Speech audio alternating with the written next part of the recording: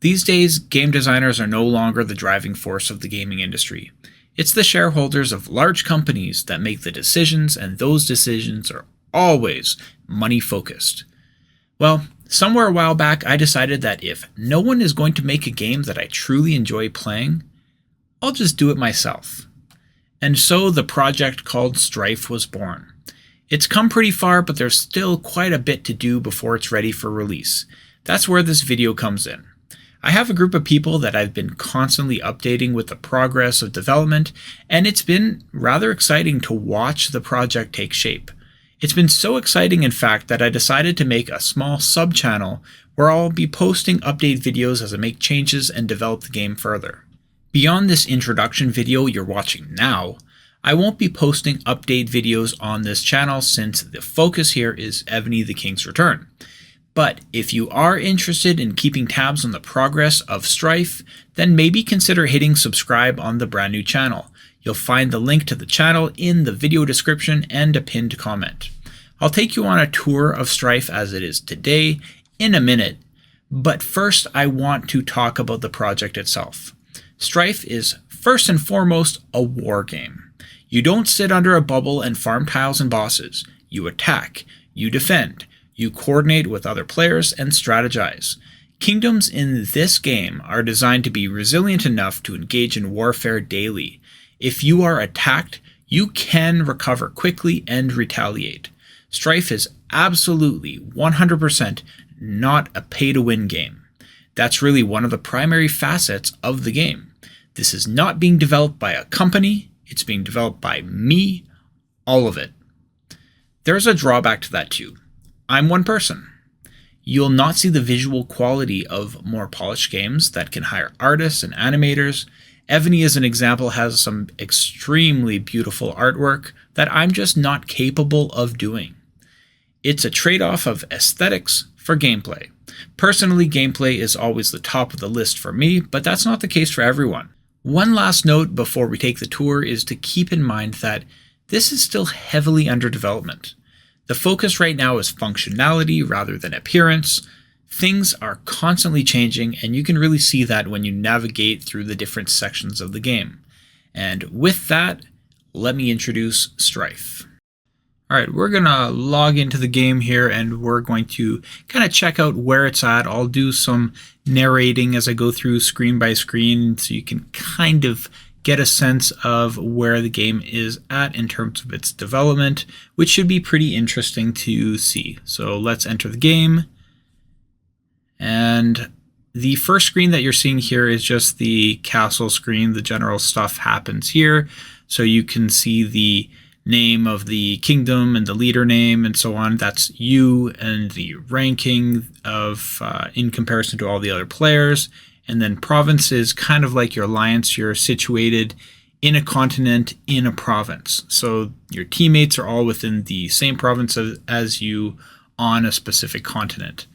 And the continent that I'm on is called Alderd, and I am in province number 1. I chose that I would be a dwarf, and that's about it for this information here. So there are different tabs here, and it's not really all completed, but most of it is functional.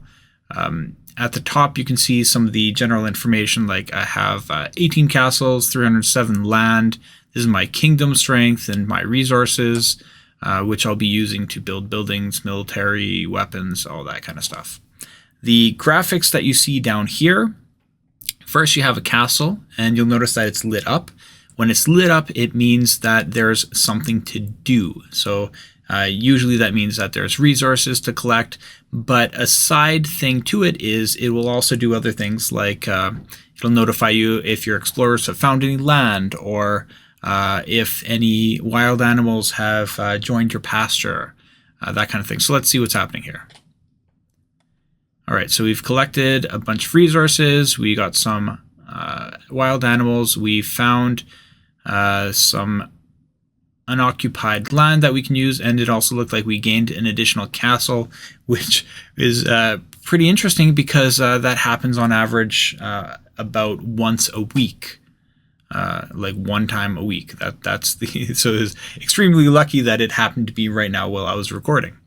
All these other little buildings are specific to some of these other pages, like when you build buildings and the buildings become ready, you would click on this one here. It'll light up, there'll be a glow, and I'll kind of demonstrate that kind of by cheating here to show you how it works. I'm just going to alter the database so that you can see it, but we'll get there. There's also some chat here. You can see that people have been talking. There's a world chat, there's a continent chat, and a province chat for your teammate. There are some buttons down here. Let me say hello, Evony world. Since you guys are watching, there's a video, or there's a quick message for you guys. Let's see, what else can I show you on this page before I go forward? There's this 3 little button here. It has just 3 buttons right now, one of which, this one doesn't work yet. The rankings will take you to a page where you can see the rankings in comparison to other kingdoms. So right now, in terms of kingdom strength, this person, like myself, I'm second. Province-wise, there's only one province, but you can kind of get a sense of how this works just by looking at it. Let's go back and we'll look at the other button. Navigation will take us to the province screen, and this is where you can see the people that are in your province. You can actually click on them as well. So for example, let me click on the big guy here. He's an orc. You could attack him, you could cast magic, you can send him mail. Some of these things are inactive right now, but they're placeholders for the future. You can also navigate to other provinces, other locations. Let's go take a look at Baylor 1. And there's one person here. All right, and we'll go back. So, yeah, we looked at these. Let's go check out the buildings now. So I'll go into buildings. And yeah, it's not the prettiest. It's one of the oldest pages that I have made. A lot of it's going to change, and you'll see as we go forward what it starts to look like later. But right now, it's these text boxes, which kind of suck, and I don't like using them, but it was easier programming, like with programming right now, to make the text boxes functional. Like I said, functionality over appearance, but that will change, and it's already started to change. So you can also click on the building itself to see some information about the building, like the cost, and there would be a description of what it does and so on. That's not there yet, but if I do click a building, see, I've put 5 farms and 5 mills, and let's put 20 houses. If I click build, they'll disappear now, and usually you'd get some kind of notification, but I haven't put that in for buildings because it was a while ago. Now, all that information is sent to the server with a timestamp that will tell me when, will tell the server and the game when it's going to be built, and then when it is ready, this will light up and it will be built, and it's not going to be anytime soon, but I will demonstrate how that does happen a little bit later. Okay, let's go look forward to, let's look at military next. Military was, I think, the second one that I did, so it's just after buildings. It looks a little bit better, but again, a lot of the stuff is going to change. You have some information about the different units, and you can, of course, train units, and I probably won't be able to train that because I don't have the required stuff. But let's say I built, we're going to test something out. So what do I have? Tower shields, battle axes. Do I have riveted? Yeah. So I can build let's build 10 barbarians. Okay. I'm going to update that. I just want to kind of demonstrate what it looks like when units or buildings or whatever are finished. It's quite a long time before those would actually be finished. But let's go and speed it up. I'm going to go into the database on my other screen here, and I'm going to speed that up so that we can see those getting built. All right.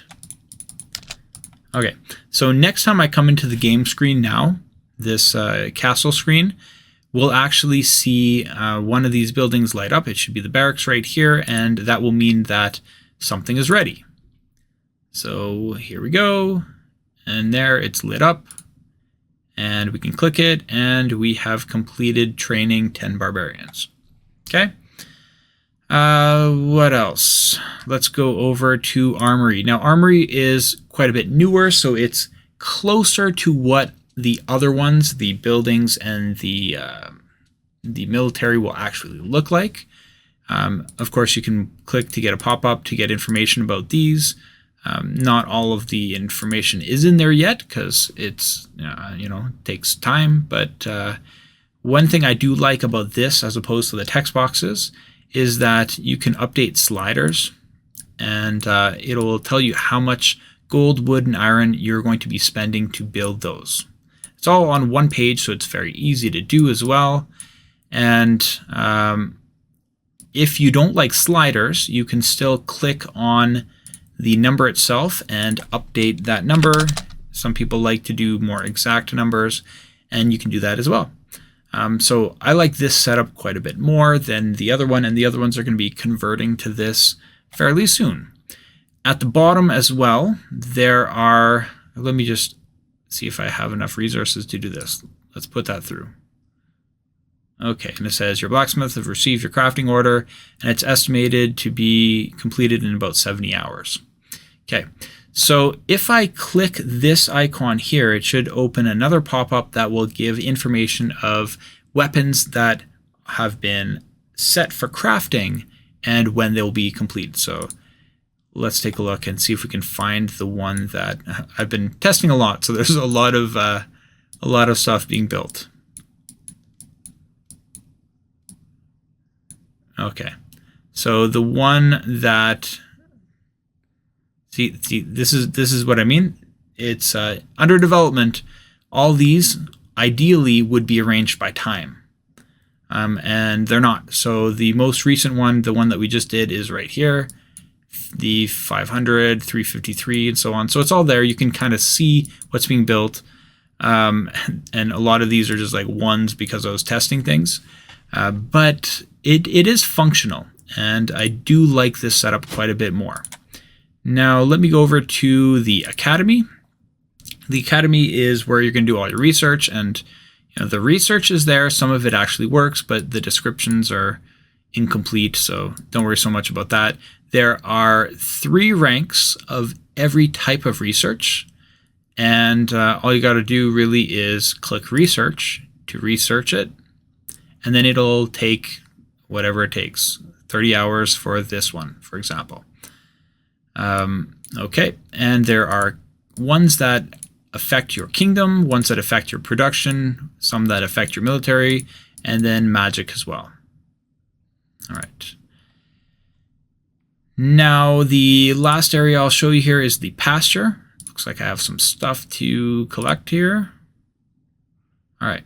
So what you do in the pasture is it's basically this land that you have in your kingdom, and you can invest money into maintaining your pasture. The more you invest, the more capacity you have for wild animals to want to come and roam your lands. And when they do come and they roam your lands, you can tame some of them. Now, when you start to tame, for me, for a dwarf, I have bighorn rams. And when I start to tame them, it'll take some time. I have a capacity for taming as well. And then when you have some tamed animals, you can start to train them.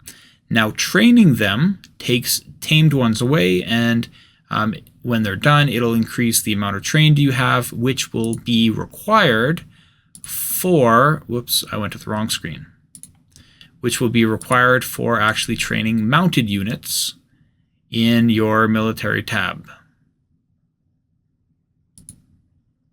So yeah, right here. So the Mountaineer, I have 1 mounted unit, and that's a Mountaineer. So that is how you get the Bighorn Ram, and the rest are just weapons that you craft. Because, I mean, you don't craft animals, obviously. Duh. All right, what else can I show you here? That's about where I'm at right now. Now, what are the next steps? Well, what I'm trying to do right now is I want to get the buildings and military tabs to look a little more like the armory, because I just find it much easier on a phone to be working with sliders, and if I need to type things in, but it's not really convenient to use those text boxes on a phone. So that's one of the things that I'm going to do, and also have these changing things at the top that kind of like update you on how much you're spending, so you have an idea before you queue. Now, after I finish that for the military and the buildings, what I'd like to do next is start working on how the attacking works. And let's say I wanted to go attack this player over here. I would click on them, I would click attack. It does nothing right now except crash my game because I haven't really programmed that in yet. But that would be next. So there's a whole lot of process that goes into the attacking part of it. Technologies and units and what's going to be wounded, what goes to your hospital, and there's a lot. So that's going to be a big project, but that is where I'm at right now. And if you did want to receive updates, this is a longer video because I'm kind of giving you a tour, but if you did want to receive small update videos in the future, then just make sure you subscribe to that channel, because I won't be doing it on the Evony channel after this one. Thanks for watching, and I will see you in the next video. Thank you so much for watching this video and supporting the channel.